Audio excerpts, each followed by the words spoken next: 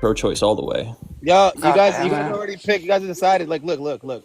Haru doesn't believe in God. You believe in God. So Okay. perfect. All right. Okay. So We could debate that.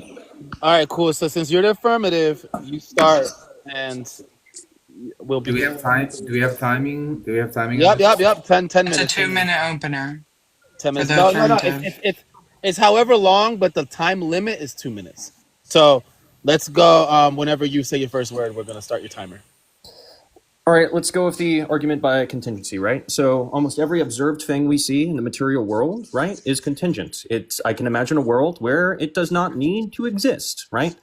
And so you can follow this chain of things that are unnecessary all the way back to the Big Bang. And then I can also imagine a world where Big Bang didn't necessarily need to happen, right? And so basically what we're looking at is this infinite regress of unnecessary things that can only really be answered by the existence of something necessary, like a necessary ground of being. We have to hit bedrock somewhere, right?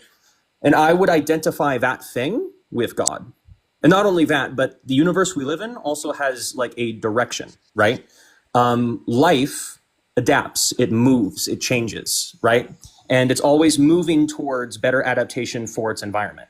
And whenever we look at ourselves, right, that we live in a universe that is capable and has moved our species and our relative species towards the capacity for empathy and love and poetry and art and every single thing that makes us distinct from animals. And on top of that, whenever we look at the world, right, every single thing we see is built up of simpler things on another level below it, right? So we have atoms coming together and becoming molecules, right? Smaller, simpler things, basically cooperating, integrating with each other, and transcending. And that structure, I feel like, is very symbolic of how people often conceptualize God. Let's see. Also, okay, how about this? Another argument, right? You don't Is have to use the full 2 minutes, right? You don't have to use the full 2 minutes. no, I mean, this is probably the last thing I say, right? Aesthetic depth is unnecessary for survival. It is unnecessary for reproduction, right? And it's not just unique to humans. We see stories of like bears sitting along riversides watching sunrises, right? And while there's a certain amount of subjectivity, Time's up. You went over your 2 minutes. okay. Yeah, let Haru give a Yeah, rebuttal, so ask questions or whatever. so basically like with like the prompt that you were talking about of like a god like being necessitating to the like equivocation of the universe because it has to start from somewhere, correct? Well, basically, we need there needs to be something necessary, right? And I would identify that thing with God. Yeah, may I ask The- why we would need something necessary then? Um, because an infinite regress of contingent things is incoherent. Like how How could we be so? here? Yeah, how so? Well, because essentially, I would fail to see how we could even like reach this point. Like, how could we traverse an infinite? So, if things go infinitely into the past, then I fail to see how anything. I fail to see how the present moment could even be real. Yeah, infinity is just like a concept that we use to like grasp stuff that we don't actually understand.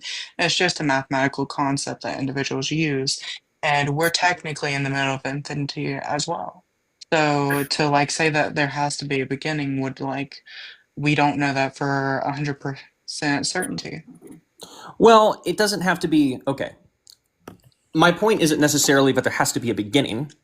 It's just that there has to be something necessary. There has to be something that always has to have existed.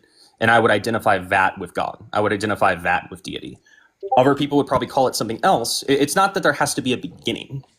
It's that there has to be something necessary to cause this chain. Yeah, and that could just be like it could just be like it could just be the randomness that we don't understand, and it could not need a necessity like character trait that we Um, use. in him we move, live, and have our being. I would identify that with God. Yeah, so you're changing the definition of God. Can you repeat that again? I never actually gave a definition of God. I've been pretty consistent this entire time, but the necessary ground of being is what I would identify with God. Yeah, wouldn't that just be a definition? Yeah, it's a definition I'm giving, a necessary ground of being, right? So, Yeah, but right before you like said that you never gave a definition, but you gave a definition earlier into the conversation. I'm pretty sure my definition has been pretty consistent. I've been working off the Yeah, same definition this whole time. mhm. Yeah, but about like 10 to 15 seconds ago, you said you never gave a definition for God because you did like give the definition of like a necessity character trait that would have to be at the beginning or like before the unnecessary character traits, which I don't understand why we would need a necessary character trait to like make unnecessary things or like to like be at the beginning before unnecessary concepts. So you would just not even affirm that we would need something necessary whatsoever. Yeah, why would we need something necessary? I just find okay. How about here's a question that maybe would highlight this a little bit better, right? So what to you makes an infinite regress of contingent things logically coherent? Yeah, because like an infinite would just be a mathematical concept that we use to ground stuff that we don't understand. There's not an absolute infinity, because 1 million could technically be infinite if we didn't understand what infinite meant. Okay, so I see that we're actually talking about two different things, right? So I understand that infinity is a mathematical concept, right? However, this conversation is about reality, right? We're Yeah, trying to describe how reality works and decide whether or not a god is more or less likely, right? So whenever I say infinite chain of regress, I am actually talking about something ontological. I'm talking about something real, right? yeah. So why would you like being adding to a mathematical concept to like ground reality for like the moral belief system that you're holding for what God would be? I never even mentioned a moral belief system, right? All I'm affirming in this is that there is a necessary ground of being that I would identify with God. And whenever I'm talking about an infinite regress, right, that's because that's basically what I see in the real world, right? That tree outside my window didn't need to exist, and I could follow that from its seed to all of its ancestors, all the way to the hot, dense state at the beginning of the universe, right? And that's kind of the wall where we can't see any farther. But I would contend that this whole chain needs something necessary. I add no other quality to that necessary ground other than the fact that it is necessary and must necessarily exist. That is the only quality I am giving it. I am not giving it moral character. Yeah, so why call like a common singularity that is like a mathematical phenomenon that we use to explain like at the common state of the universe? Are we equating that to God then? Because that would also be like the source of structure, right? As Stephen Hawking like asked, like what breathes life into these equations, what makes them real, right? So if we look at the world, it is intelligible, right? Like math is Uh, unreasonably effective at identifying the structures and patterns in the world, right? This necessary ground of being would also be the source of that. mhm. It would also be the thing that gives us the ability to perceive things like beauty, right? Like if that thing did not exist, or if a different necessary thing existed, then the universe would probably look very different. None of Yeah, this, so none of this would math, be possible. So yeah, I so would math, identify that with yeah. God. So math actually doesn't have anything because to do with beauty and that kind of stuff through like what you are speaking. Math is just something that we ground to understand the observable Math universe. actually has a lot to do with beauty. What do you mean? Like Yeah, can take you for instance explain? music. Yeah, take for instance like music, right? But like those gaps in songs, like those empty spaces, right? It's not random, right? It's not random at all. It follows a pattern. And Yeah, but the also, people that if we look at like take for instance like the golden mean or the golden what is it? The golden ratio. Sorry. These mathematical rules, like we find them in beauty. When you look at a spiral galaxy and marvel at it, right? yeah. The ratio of those spirals we can predict with math, right? Yeah. Mathematics has maybe not an ontological reality. I'm not saying numbers are real, but what I am saying is that often things we find beautiful do obey those rules. Yeah, so what's the point of like getting off topic like when we're talking about math and beauty and that kind of stuff? when we could easily, because you're supposed to be taking the affirmative of the position that God does exist, and God, we don't even know what started like the universe and the common singularity because we don't know if that's a necessity trait. It could be a unnecessary trait because there's no proof to prove that the existence of the necessary trait is actually real or anything like that. I'd love some sources. I think we can definitely lean on logic though, right? Okay. Oh. So let's say even we have like Big Crunch, right? Let's say I'm about to run out of time. This was good. Thank you, Haru. Hmm.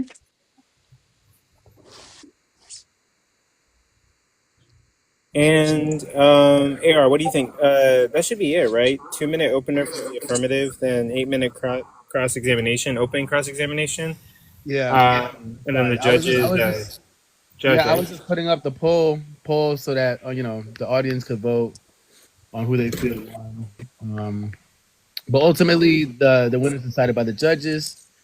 Judges, whenever you're ready, you can give your feedback and choose a winner. All right. Okay, so judges, basically, your job is just to look at that, 2-minute opener and the cross exam and just pick who you thought made a better case. You can just say who you thought, or you could give reasoning, and that should work. Go. Love you too, Shark. I need to read the panel here. There's many words. Hey, why are you Who wants talking? to start? Hey, Who wants to start? why are you talking?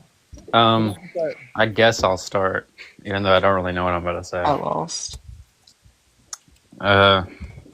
Okay, so it's like kind of hard, what in particular I want to value when judging this, so I'm just going to say that. But I'm trying to take into account a multitude of different things. Like, I think his name, it was Sasquatch, right? That debated Haru? Mm-hmm. I was the affirmative. Yeah, you gave arguments, even though I didn't think that they necessarily all followed and all of that.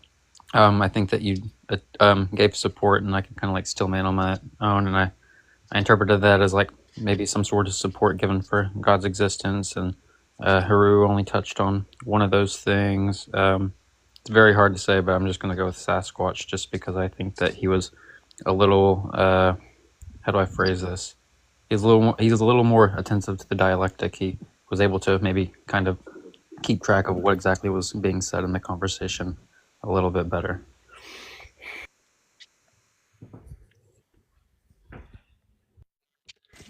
Jim?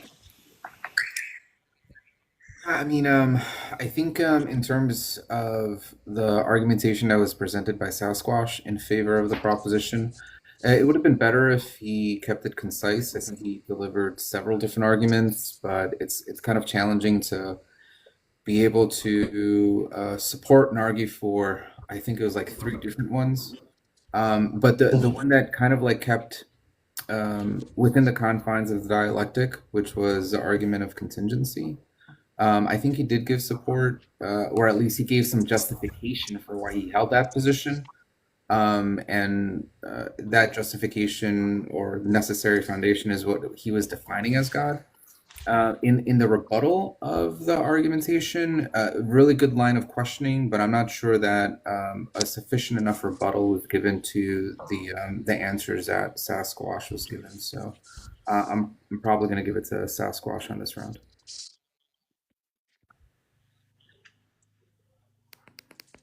Paige? Suppose that makes me next. I wrote down some of the points, but we'll just gloss over them. The argument he gave, well, the main one was from contingency. He gave one from aesthetics. I personally would have liked to hear more of the aesthetic argument, but not the point. The argument conclusion was for some necessary foundation, which I take to be a semantic leap. But outside of the gigantic leap, if that's just what you mean by the word God and nothing more, nothing less, the argument you gave was at the very least formally valid and supported. Outside of that, I would have liked to hear more types of justifications for something necessary, some modal argument, instead of just begging the question against the infinitist view. I think at one point you quite literally said it's incoherent, but gave no support for that. But just in lieu of you giving arguments and Haru not being able to sort of force you into justifying some of your motivations, I'm gonna have to give it to you. Okay, thank you, judges. So Haru, I guess that means you're eliminated. But thank you for coming up. I mean, you can come back, whenever there's not a new challenger. Thank you, though. All right, so now we have Shark next. Shark, pick. So Sasquatch is the king of the hill now, and challengers can come on up and pick a topic to challenge Sasquatch on his crown. So go ahead, Shark. It has to be something on the background.